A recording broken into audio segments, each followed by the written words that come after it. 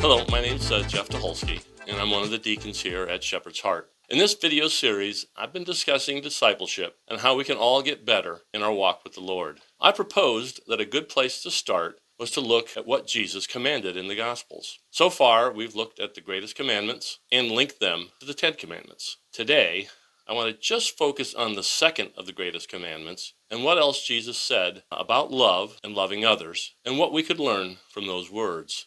Jesus said to love one another many times in the Gospels, so let's look at some of those. In John 15, 9-12, Jesus teaches about the relationship of love from the Father to Son to us.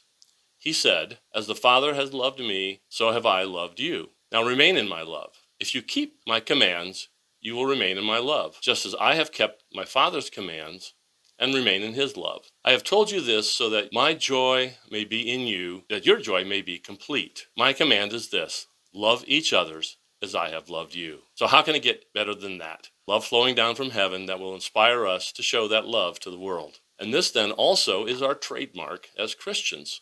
In John 13, 34-35, Jesus says, "As I have loved you, you must love one another. By this, everyone will know that you are my disciples, if you loved one another." But as the hymn says, they will know we are Christians by our love. And in the well-known parable of the Good Samaritan in Luke 10, 25-37, Jesus instructs the Jewish scholar of the law who had asked in verse 29, "And who is my neighbor?" Because Jesus had said, "Love your neighbor." The parable answers that all are our neighbors, and it demonstrates the love, compassion, and mercy that we are to show to others. At the end, Jesus says to the Jewish scholar in verse 37, "Go and do likewise." And hence we should do likewise as well. How often do we not? In John 15:13, Jesus teaches further, "Greater love has no one than this, to lay down one's life for one's friends."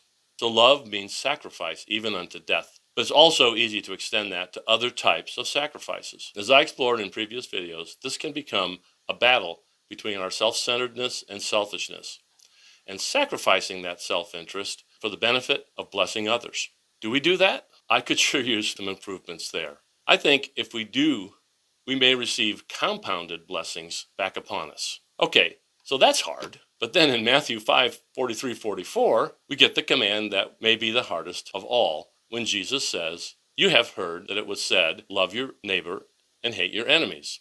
But I tell you, love your enemies and pray for those who persecute you, that you may be children of your Father in heaven." I'm sure we've all heard this, and if you're like me, you struggle to truly understand, how can I do that? But Jesus continues in verses 46 and 40, "If you love those who love you, what reward will you get? Are not even the tax collectors doing that? And if you greet only your own people, what are you doing more than others? Do not even pagans do that?" For me, that's what puts it into perspective. Even the evil are despised. Like the tax man, love their own. Our command is to love all, even with those we do not see eye to eye, or even those we consider downright evil. Do we? Can we? Well, maybe a place to start, if I may go back to last video where I talked about guarding our hearts and thoughts. When unkind, judgmental, or worse thoughts come to our mind, we can choose to stop and ask for forgiveness and strength, change our hearts to be more like the heart of Jesus. But we're not alone in our walk to be good disciples. In John 14:15-21, Jesus teaches that love will bring us the full Trinity, unifying us with the Father, Son, and the Holy Spirit. In verse 15 and 16, he says, "If you love me, keep my commands, and I will ask the Father, and he will give you another advocate to help you and be with you, the Spirit of truth." He continues in verse 20, "And on that day, you will realize that I am in my Father, and you are in me, and I am in you." So what a wonderful gift. And I think I, and maybe you, need to tap into that gift more in our prayers and our daily life. So in looking at all of these, it becomes clear that to love and follow Jesus is to keep his commands. And that's what being his disciple is. But I have to admit, in reading and studying these passages about love, it sometimes came across to me maybe as more of a conditional love than an unconditional one. For example, referring back to John 15:10, "If you keep my command, you will remain in my love." Could that be interpreted that if I don't keep his commands, Jesus won't love me? Well, I had my own thoughts on this, but I wanted to do some research with some other Bible resources to see how to interpret it. What I think I came to understand is that it's up to us to stay connected to God's love, which is unconditional and always there.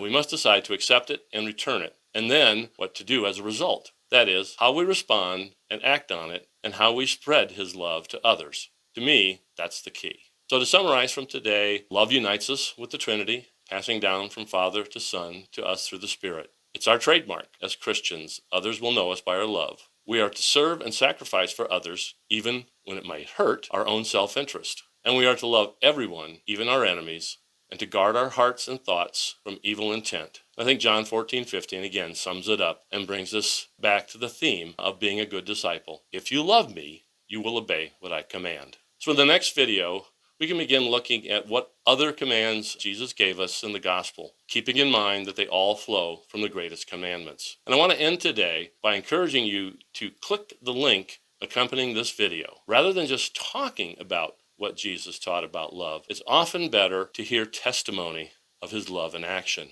A few weeks ago, my wife Denise, also a deacon here at Shepherd's Heart, shared this video with me. It's a powerful example of showing Christ's love to others and what can result. I hope you will be as amazed and inspired as we were. And you can watch it right here.